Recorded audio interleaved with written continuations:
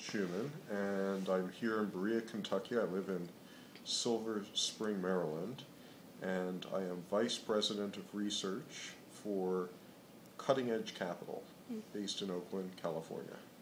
All right. And what would you say is the impact of having an entrepreneurial community, especially in Berea? Well, the impact is that the only way we really know how to grow jobs in the economy is through local small business. And entrepreneurship is a critical piece of that process working. And given that the entire country right now is in the midst of a prolonged and seemingly irresolvable job crisis, this is an essential part of the solution. Berea is doing somewhat better than the rest of the country. The rest of the country is at 9.1% unemployment. Berea is probably at about 7.1. But in any normal time, 7.1 unemployment, which effectively means there's 800 or 900 people out of work, is a just terrible human tragedy that we've got to fix. Right. And so entrepreneurship is the way to fix it. Okay. And so what advice would you give to upcoming entrepreneurs? I guess the first piece of advice is that there is no failure, that some people tend to look at businesses that don't last, more than 6 months or a year as business failures. And in fact, every entrepreneurship endeavor is a learning experience, and you just want to try to make each one a little bit better than its predecessor. The second thing that I would say is that it's useful to put a very high premium on being self-financing early with very limited money, and not getting too hung up on trying to raise big chunks of money from outside, banks or investors or, even your family, that really you should just try to get as far as you can on as slim a budget as you can and grow from there. All right. And what would you say it takes to be an entrepreneur? Some basic abilities or skills? Well, for one, you have to be somewhat delusional because you have to really be prepared to take enormous and unreasonable risks in the face of people around you trying to convince you that there are easier ways to live your life.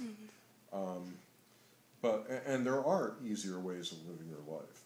But if you value creativity and you value being your own boss and you value being able to live your passion, then entrepreneurship is the best thing in the world. It's the only thing in the world, is to, figure out some business model that carries out your vision.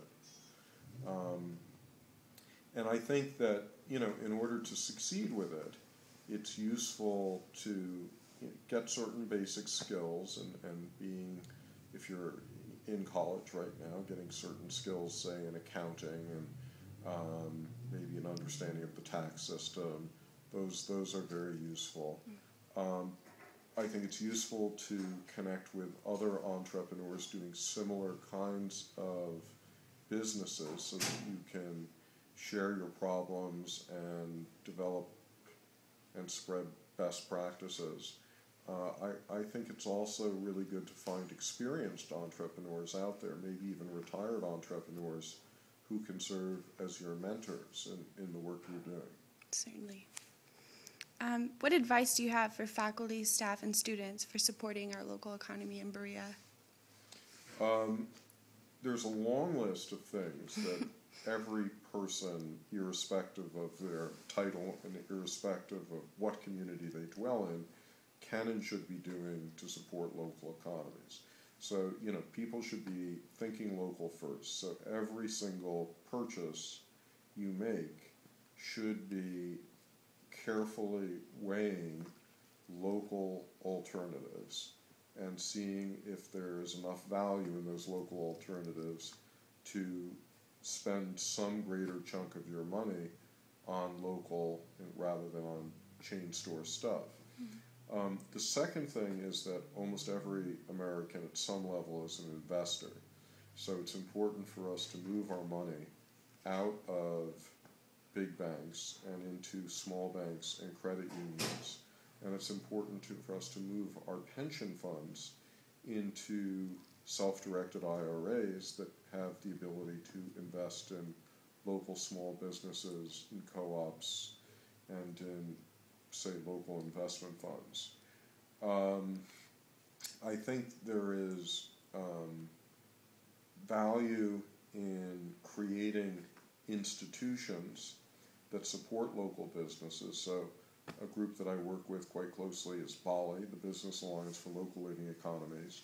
We have networks in 80 communities in the United States representing 22,000 local businesses. And the main thing that we try to do is create networks of these local businesses so that they can share best practices easily. They can become more competitive working together than they would if they instead were working apart. They can do joint projects like flexible manufacturing networks or bidding together on certain government contracts, which they might not be able to do themselves, or launching a buy local campaign. So we want to facilitate local businesses to be more powerful. And then I think the last thing that we want is we want people to be electing politicians that are appreciative and supportive of local businesses. And we're in a funny stage in the United States right now where every politician of every party loves local business in theory, but in practice they spend all of their money supporting the attraction and retention of non-local businesses. And we've got to, I think, fundamentally shift that theory and practice of economic development back to what we know works in creating jobs with local small business. All right. Well, thank you.